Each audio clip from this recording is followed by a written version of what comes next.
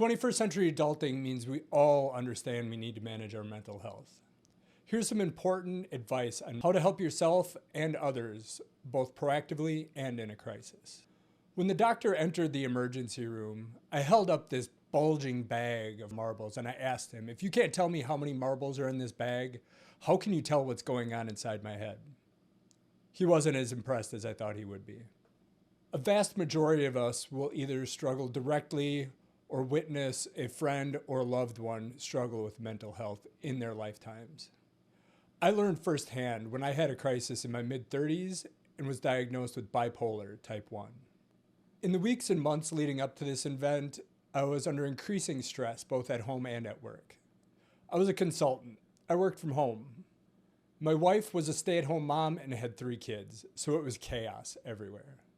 I would wake up, help the kids, and get right to work. During the day, it was a mixture of jumping from client to client and project to project, and then getting pulled aside to help out with something with the 3 kids. Invariably, I was busy from the beginning of work until the end. The workday would end, I would do work around the house, barely get any time to myself. At the end of the day, by the time everyone got to bed, I looked at that as some quality me time to focus and just get some things done. So I'd slam another Red Bull and get right back to work. I didn't know how or when to say no to something that was asked of me. I was grateful to have a good job and a family. So my response was to juggle harder and sacrifice more of my time and sleep. Eventually, my stress level was just through the roof.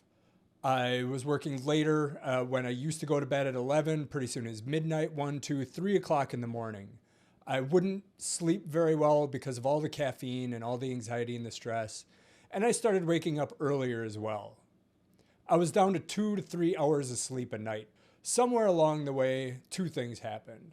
Number 1 is I realized I was taking on way too much and I needed to set boundaries, I needed to ask for help, and I needed to say no. That was a good thing. Unfortunately, the second thing was I suddenly had unlimited energy and thought I really didn't need to sleep anymore. I felt great, I felt invincible, and I was just full of energy. And this was a bad thing. This was what they call a bipolar manic episode. I was thrilled that I had found the solution to one of my problems, but it unknowingly triggered something in myself that became a bigger problem. The one thing I did right was I recognized that something was wrong and I needed help. So I went to work, I went to my wife, and I was asking for help. I was saying I can't handle all of this load. Unfortunately, it was a little bit late for that. What my family did right was notice my increasing erratic behavior, my fast rate of speech, my elevated mood, and complete disregard for a lot of norms and conventions. My wife had become worried enough that she was talking to me about it, wasn't really getting through to me, so she enlisted the help of my brother and my parents, who also started talking to me. It was my parents that finally got through to me. What they did right was they listened, they remained calm, they remained very supportive. By listening without judgment and expressing their concern and what they thought I should do.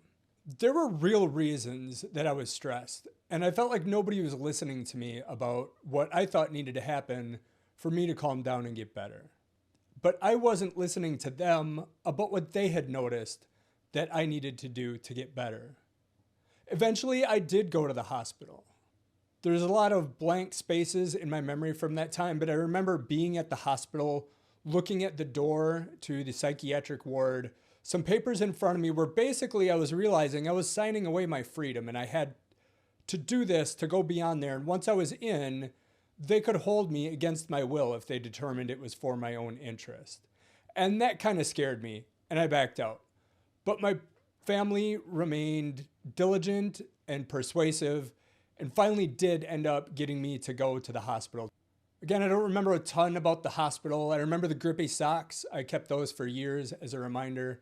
I remember looking at all the other people in there and thinking at least I'm not that far gone and probably not realizing how far from normal I was at the time. I remember getting some medication and finally getting some solid sleep. And it was getting consistent sleep for multiple days in a row that finally got me to slow down and realize how bad things had gotten. At the end of the stay, there was a family meeting. The doctors explained to myself and my family that I was diagnosed with bipolar type 1, what that was, what to watch for, and where I should go from there. As sometimes exhilarating, but often more scary as that whole experience was, recovery was probably even harder. Recovery from a manic episode like that or other mental health crisis can be very difficult. You start to hear stories about what you've done during that period of time. You have to face the consequences of the actions you've taken, and you're still likely riding somewhat of an intense emotional roller coaster and not fully in control of how strong your emotions get along the way. Personally, I was relatively unaware of the full spectrum of mental health problems, especially bipolar disorder. One of the biggest issues I had was struggling with the stigma of mental health disorders. And that stigma was largely imposed on me by myself. I struggled with the thought of having a mental health problem and assumed that a vast majority of the people that I would meet for the rest of my life would know all about it and would judge me quite harshly because of it, and I would struggle to lead a normal life. What I did learn was not to torture yourself with imagined stigma, or even give any real weight to the stigma actually imposed on you by others. I've found that a vast majority of people didn't even really know it had happened despite my fears. And the people that did, most of them realized it's a completely normal thing that many people go through. And one episode or one label of a mental health problem doesn't define you as a person. It's all based on fear and lack of understanding. And this is where we get into proactive care. It's been 14 years since my first manic episode and diagnosis of bipolar type 1. My life has been far from stress-free, but outside of one problem during that 14 years, I've been doing great.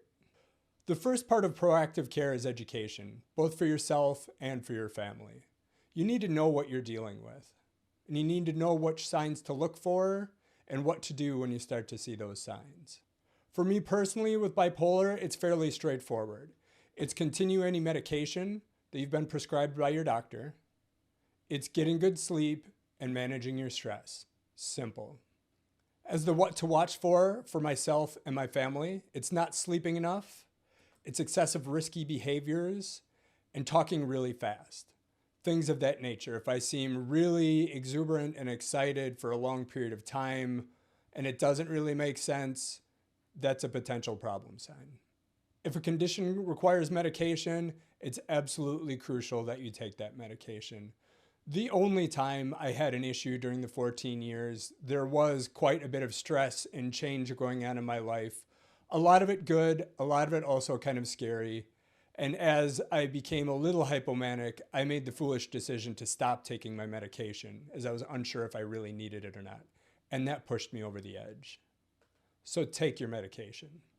Back to the sleep. Sleep has been very important and managing my sleep. This is something my parents and my children and my friends and family know.